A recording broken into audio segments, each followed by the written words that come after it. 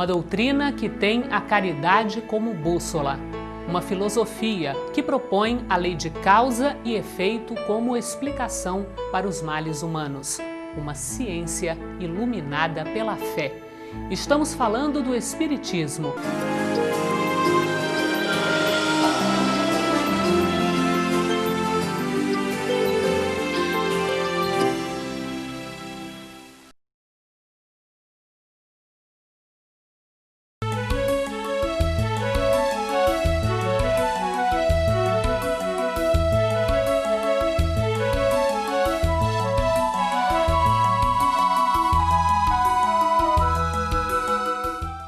Deus, inteligência suprema, criador de todas as coisas.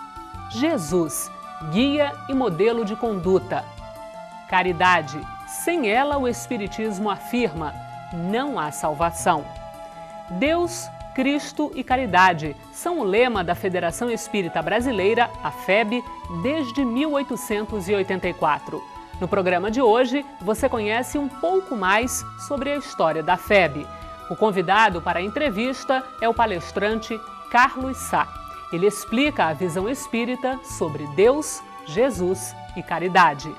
Quando Ismael nos propôs, como lábaro de sua mensagem, o lema Deus, Cristo, caridade, estava nos colocando numa dimensão universal de ser e, ao mesmo tempo, nos condicionando à prática do bem como condição única de emancipação e de libertação. Há mais de um século, a FEB é uma referência no movimento espírita brasileiro. Conheça agora um pouco mais sobre a Federação Espírita Brasileira. No século XIX, fenômenos estranhos intrigaram estudiosos e cientistas, entre eles Allan Kardec. Ao observar esses fenômenos, ele percebeu algo impressionante. Os espíritos das pessoas continuavam vivos depois da morte. A partir daí, organizou um livro de perguntas e respostas e lançou o Livro dos Espíritos em 1857. Era o início da doutrina espírita. O Espiritismo alcançou o mundo. Em 1865, foi fundado o Grupo Familiar de Espiritismo, primeiro centro espírita do Brasil, em Salvador, Bahia. Em 1873, no Rio de Janeiro, foi criado o Grupo Confúcio, que editou em 1875 a primeira tradução do Livro dos Espíritos em português. Em 1882, começou a ser publicada a revista Reformador. Finalmente, em 1884, foi fundada no Rio de Janeiro a Federação Espírita Brasileira. O seu aparecimento no plano das formas evidencia para quem estuda o Espiritismo chegando ao Brasil na segunda metade do século XIX, chega-se à conclusão de que a FEB tem ascendências espirituais, porque ela nasceu como federação numa época em que nada havia a federar. Então, ela era um pequeno centro espírita no Rio de Janeiro, com o nome de Federação Espírita Brasileira. Tentou-se mudar esse nome em diversas ocasiões, inclusive mais recentemente para transformá-la em Confederação, mas o nome persistiu. E isto tem uma razão. A sua ascendência num plano espiritual e a sua função no plano material em que vivemos. Os trabalhos na FEB foram sempre voltados para o atendimento aos necessitados e o sério estudo das obras de Allan Kardec. Espíritas conhecidos passaram pela presidência da casa: Bezerra de Menezes, Guilhom Ribeiro, Vantuil de Freitas e Francisco Thyssen. Em 1946, a FEB construiu um parque gráfico e passou a editar e publicar livros espíritas. Na década de 70, a FEB se instala em Brasília, mas somente 10 anos depois, a sede da federação é transferida do Rio de Janeiro para a nova capital. Por entre prédios grandes e jardins bem cuidados, o trabalho assistencial ainda é marca da Federação Espírita Brasileira. Em Brasília ou no Rio de Janeiro, funcionários e voluntários trabalham unidos sob o mesmo tema, que está estampado em um dos prédios da nova sede: Deus, Cristo e Caridade. Para conversar um pouco mais sobre Deus, Cristo, Caridade, nós convidamos o palestrante espírita Carlos Sá. Eu queria fazer para o senhor a seguinte pergunta: Deus, Cristo, Caridade. A gente falando assim, parecem 3 palavras isoladas. Por que elas estão tão interligadas? Por várias razões. A primeira delas é que a visão, o entendimento de Deus, a partir dos postulados dos Espíritos, transformou-se numa dimensão infinita, acima da compreensão do homem, mas acessível ao seu entendimento.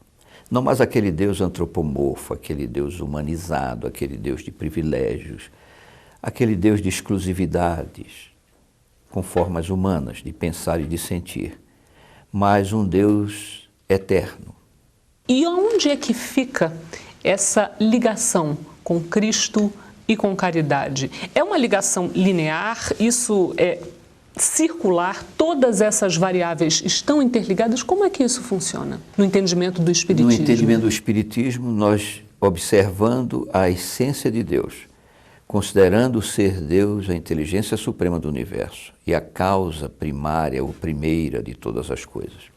O Cristo trouxe-nos a mensagem de amor que se consolida na prática do bem, almejando Ele, como pastor magnânimo, que todos nós tracemos nossos destinos a partir da prática do bem e visando a caridade pura.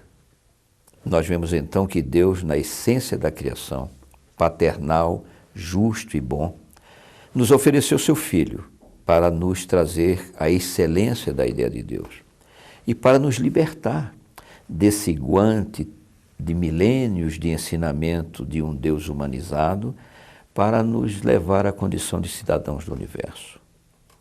Dessa forma, à medida em que o homem, praticando o bem por inclinações benevolentes, vai extirpando de si o egoísmo, que é a chaga que ainda nos aprisiona esse círculo de provas e expiações nesta dimensão evolutiva em que nos encontramos.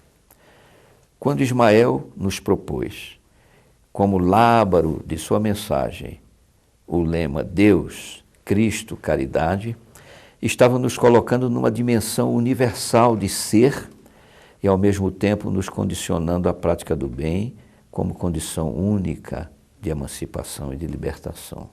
Quando o senhor fala em caridade pura, o que é caridade pura? Quando Kardec indagou da espiritualidade reveladora qual o verdadeiro sentido da palavra caridade, tal como o entendia Jesus, os Espíritos não nos trouxeram um tratado de explicações, mas 3 frases curtas: benevolência para com todos, indulgência para com as imperfeições dos outros, perdão das ofensas.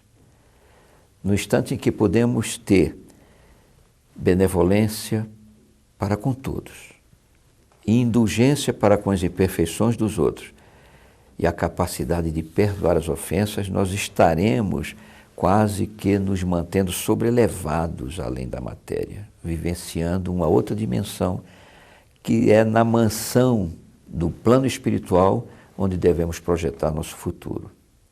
É a mensagem do Cristo, nos oferecendo as bem-aventuranças como consequência disso, nos aponta esse caminho infinito de construção de uma vida plena.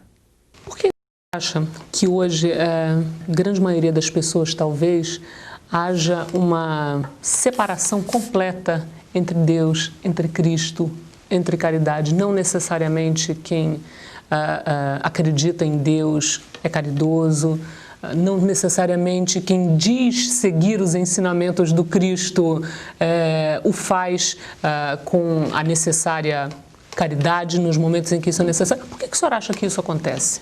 Porque nós temos ainda conosco o materialismo presente, que é o nosso maior adversário. E é interessante salientar que todas as nossas avaliações, estão circunscritas à ideia de matéria. Ora, a matéria, por suas características, não pode ser base nem alicerce de nada duradouro. Sua principal característica é justamente a mutabilidade, a instabilidade e a perecibilidade. Mas nós não conseguimos ainda nos libertar plenamente dessa noção de matéria. Tanto que os nossos anseios e sonhos e projetos de vida estão circunscritos à vida material.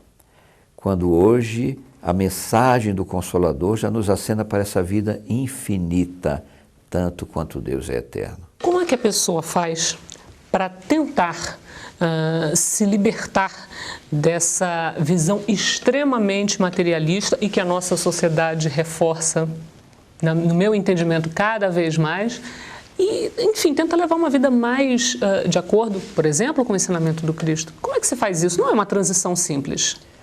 Absolutamente não é simples. Não pode ser, porque nós temos o atavismo milenar deste ensino equivocado, mas a cada um segundo as suas obras. Não basta apenas pensar, nem sentir. É, sobretudo, necessário agir. É por essa razão que, quando o Pai nos cria, nos dota de livre-arbítrio, de vontade, nos concedendo todas as opções de construir cada um seu próprio destino. Não existe uma fórmula mágica, não existe uma varinha de condão em que possamos transformar o nosso interior repentinamente. Mas a dor, para nós, é medicação, é remédio eficiente para a reforma do espírito. E por quê? Porque a nossa estrutura psicológica, a nossa dimensão psíquica de ser, ainda não prescinde do guante, do choque, da adversidade para a revisão dos nossos propósitos. É tão sábia a criação divina que nos propicia a dor como medicamento, igualmente ao pai e à mãe zelosos que, dando ao filho a injeção dolorosa, lhe propiciam a manutenção da vida, o restabelecimento da saúde. É a analogia disso, e quando nós deixarmos de ser espíritos infantis, vamos reconhecer na paternidade divina o amor extremo e o bem em tudo. Carlos Sá, muito obrigada por essa entrevista, por esses esclarecimentos sobre Deus, Cristo, caridade. Muito obrigado.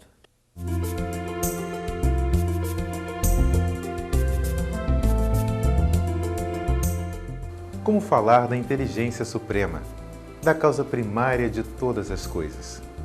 A grandeza divina nos deixa tímidos. A linguagem humana é pobre demais para traduzir a perfeição do Criador dos homens e dos mundos. Onipotente, onisciente, soberanamente justo e bom. Perfeito, enfim. E o problema da maioria dos seres humanos é justamente esse. Como amar tal majestade? Como aproximar o coração dessa grandeza que é Deus? A resposta é: amando os seres que Ele criou. Experimente começar pelo amor à família, aos amigos, à natureza. É um aprendizado extraordinário.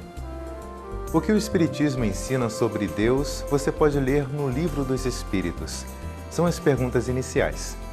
Um livro emocionante que também fala da criação divina e sua beleza é Deus na Natureza, escrito por Camille Flammarion. Uma ótima leitura para você e muita paz. O programa de hoje chegou ao fim. Fique com as imagens dos jardins da sede da FEB em Brasília. Uma palavra tão linda, já quase esquecida, me fez recordar.